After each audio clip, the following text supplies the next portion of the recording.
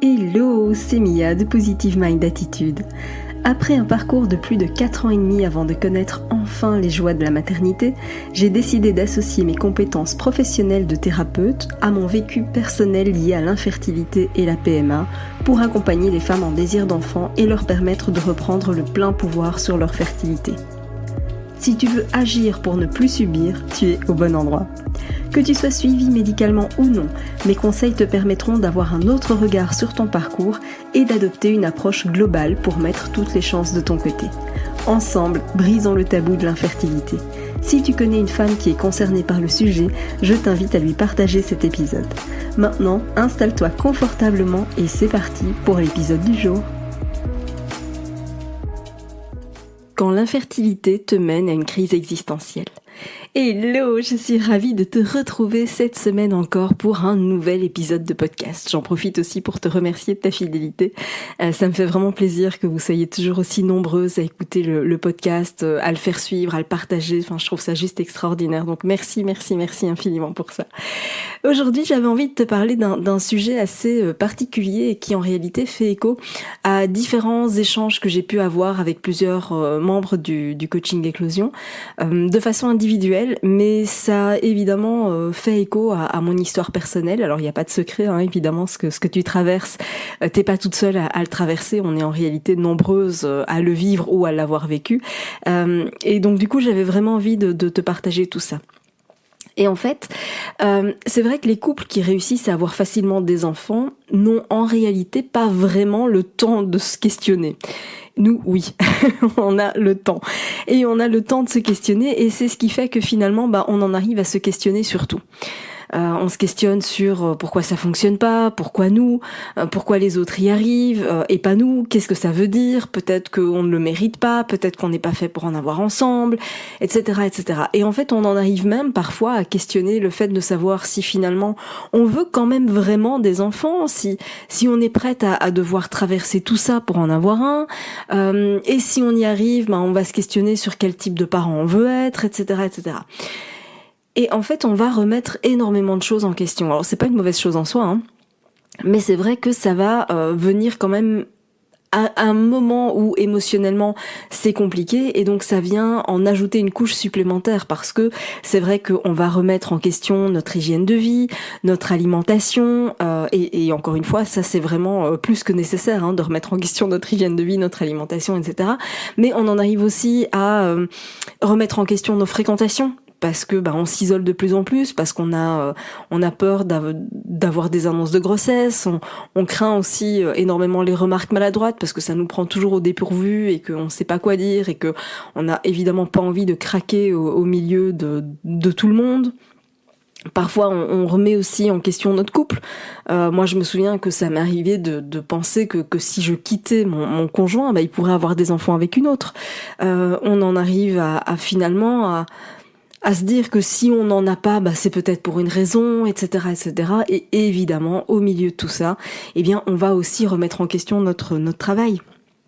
Parce que, par exemple, ça va amener une source de stress importante, qu'on sait que le stress c'est pas bon, peut-être aussi parce que on va le remettre en question à cause des horaires, parce qu'on se rend compte que c'est pas vraiment compatible avec une grossesse ou une maternité et ça souvent en fait le déclic c'est qu'on se rend compte de la difficulté qu'on a à concilier travail et PMA avec les innombrables rendez-vous imprévus etc. et que finalement on réalise qu'avoir un enfant en fait c'est ça aussi, c'est beaucoup d'imprévus, pas mal d'absences et donc du coup on se rend compte de cette difficulté et le résultat de toutes ces remises en question cumulées c'est qu'on est perdu en fait.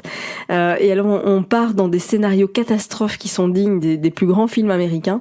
Vraiment, même James Cameron et Steven Spielberg réunis, vraiment, je pense qu'ils n'arrivent pas à la hauteur de tes scénarios catastrophes. En tout cas, c'était le cas des miens, vraiment. Et en fait, tout ça, c'est normal. C'est normal. Et tu sais, en 4 ans et demi de parcours, et de nouveau, j'ai conscience que c'est très long, et en même temps, c'est pas long du tout au regard du parcours de certaines personnes. Mais en 4 ans et demi, si tu savais tout ce que j'ai pu questionner, d'autant plus que déjà, de base, je suis quelqu'un qui a un cerveau qui fonctionne presque non-stop. Il y a ce qu'on appelle une hyperactivité. Mais clairement, j'ai une hyperactivité essentiellement cérébrale. Ça, je le sais, c'est depuis toujours, depuis petite.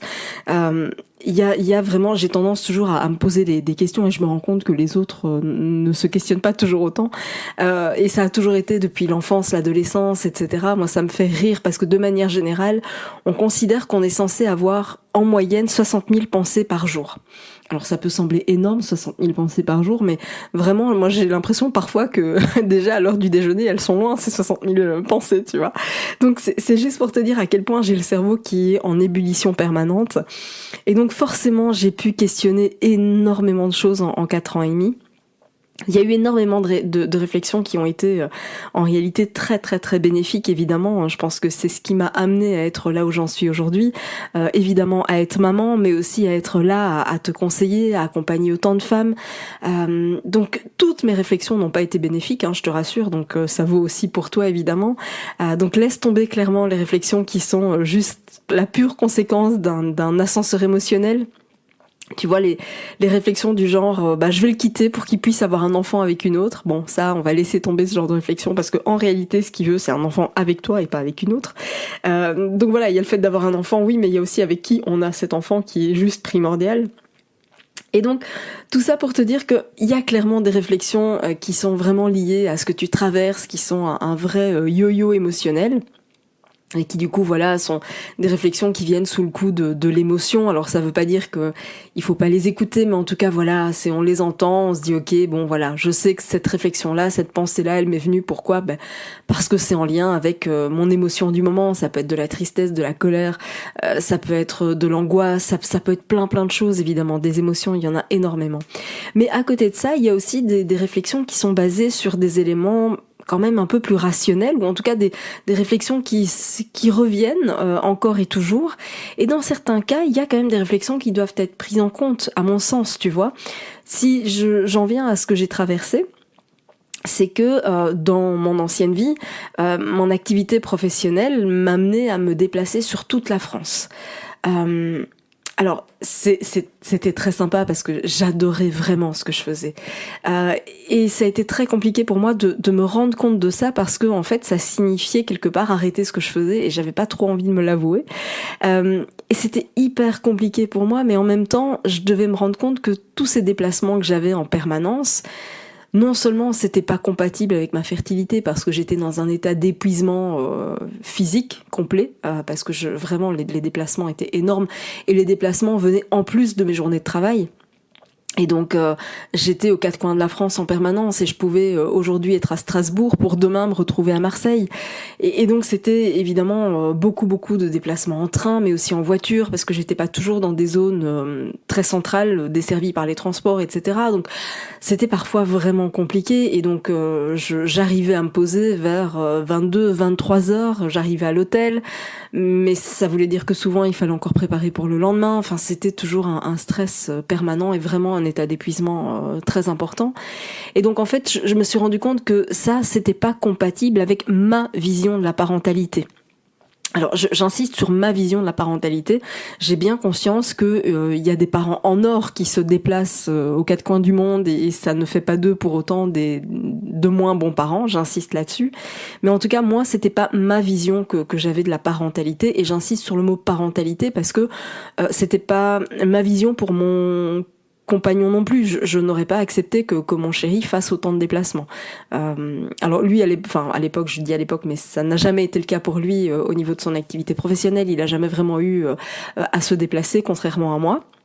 Moi, j'étais toujours en déplacement et je me voyais pas partir la semaine entière constamment en fait. Et c'est parce que à l'époque, c'était le cas évidemment. Je partais parfois le dimanche soir, je revenais parfois le vendredi, parfois le samedi, et puis je recommençais la semaine d'après. C'était parfois 3 ou 4 jours, mais c'était parfois plus. Enfin, voilà, ça n'arrêtait pas. Et en réalité, je voulais pas ça en fait parce que c'était pas du tout ma vision de la maternité, mais encore une fois de la parentalité.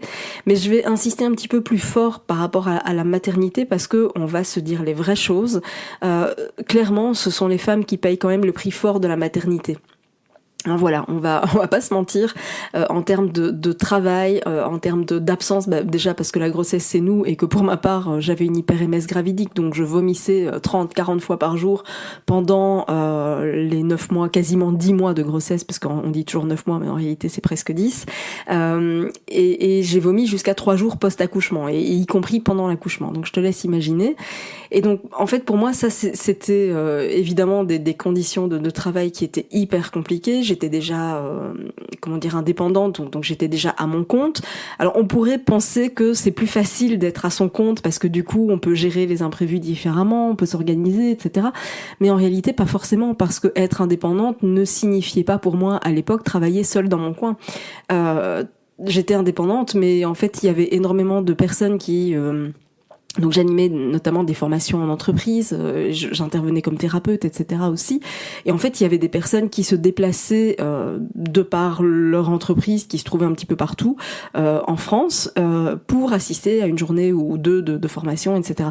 Et donc en fait, si moi j'avais un imprévu, en fait les personnes qui s'étaient déplacées elles aussi parfois de différents endroits en France, c'était compliqué. Et bon, on le fait une fois, mais pas deux, parce que le client perd aussi confiance. Et ça veut dire que si on n'a pas de client, ça veut dire qu'on n'a pas de rentrée d'argent. Enfin, ça m'a mis un stress évidemment énorme, mais vraiment j'ai réalisé que ça n'allait pas être compatible avec ma vision de la maternité.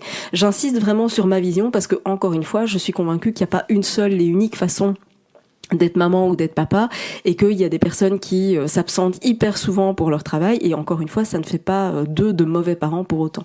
Mais en tout cas c'était pas moi la vision que j'en avais, parce que je m'étais dit mais je mets pas aussi longtemps pour avoir un enfant et finalement ne pas le voir grandir. En tout cas moi c'était pas ma vision des choses. Je voulais profiter de mon enfant. Je savais pas à l'époque si ce serait une petite fille, un petit garçon, peu importe, mais je voulais voir cet enfant grandir. Je voulais être là quand il allait faire ses premiers pas. Je voulais être là quand il allait prononcer son premier mot. Enfin voilà, je ne me voyais pas manquer ces moments-là, et je ne me voyais pas manquer non plus plus tard finalement certains moments importants, parce que on voit ça évidemment quand ils sont tout petits, mais ça vaut finalement à chaque instant de leur enfant. Tous ces moments-là, peu importe l'âge finalement de cet enfant.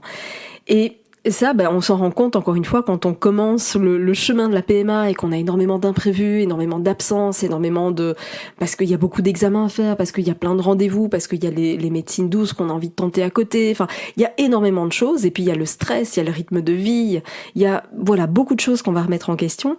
Et vraiment, au sein du coaching éclosion, j'ai souvent ces échanges-là, alors souvent en individuel avec les membres, qui abordent ces sujets-là parfois même ensemble en même temps, mais sans le savoir évidemment, puisque ce sont des échanges individuels. Mais c'est important aussi, tu vois, de se rendre compte que il y a des sujets vraiment récurrents qui arrivent. Et pendant l'accompagnement, j'ai souvent en fait des femmes qui décident de se réorienter professionnellement, ou en tout cas d'amener au moins des modifications, des ajustements dans leur métier, leur horaire, leur quotidien. Alors peu importe qu'elles soient salariées ou indépendantes, mais il y a des moments où effectivement je sens que le côté professionnel, quand même ça questionne énormément. Et en fait, j'ai envie de te dire aussi que de manière générale, c'est vrai que cette crise existentielle, elle est atroce, parce qu'elle est hyper inconfortable, hyper éprouvante aussi. Et si c'est ce que tu ressens actuellement, je sais à quel point en ce moment c'est dur pour toi. Mais dis-toi que c'est aussi tout ça, tout cet inconfort finalement, tout ce questionnement qui va aussi te permettre de poser les bases de l'avenir que tu veux vraiment.